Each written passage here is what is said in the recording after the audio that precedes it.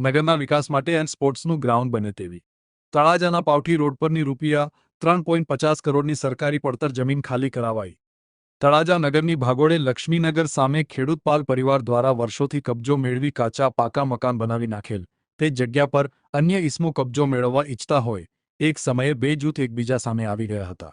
આ સરકારી પડતર જગ્યાને આજે રેવન્યુ વિભાગે પોલીસ બંદોબસ્ત સાથે ખાલી કરાવવા કવાયત હાથ ધરી હતી. આ જમીન પૈકીની સર્વે નંબર 37ની આશરે 3.5 વીઘા જમીન સરકારી પડતર છે. જાણકાર લોકોને ખબર હોય જમીન મામલે વિવાદ થયો હતો. એક સમયે ડેપ્યુટી કલેક્ટર, પોલીસ અધિકારીઓ અને સ્ટાફ સાથે દોડી જવાની ફરજ પડી હતી. ત્યારથી આ જમીનને ખાલી કરવા માટે નોટિસ આપવામાં આવી હતી. દબાણકર્તાએ જણાવ્યું હતું કે અમો કોર્ટમાં ગયા હતા, પરંતુ કોર્ટે સરકારની તરફેણમાં નિર્ણય લીધો હતો, જેને લઈ આજે મામલતદાર, લેન્ડરેકર ટીમ, પોલીસ, વીજતંત્ર સહિતની ટીમોએ ડિમોલેશન માટે નવા JCB સાથે પહોંચી જઈ કાર્યવાહી શરૂ કરી દીધી હતી. તંત્ર દબાણો દૂર કરવા અને જમીન ખુલ્લી કરવા પહોંચ્યું ત્યારે દબાણકર્તાઓમાં દોડધામ મચી ગઈ હતી.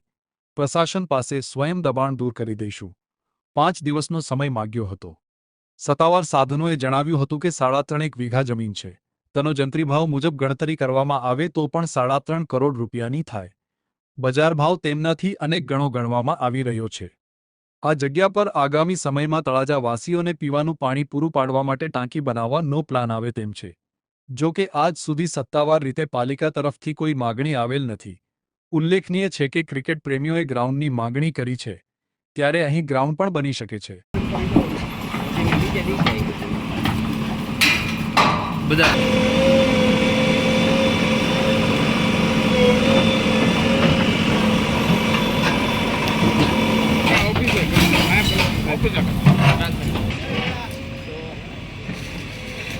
લગન અહીંયા હતો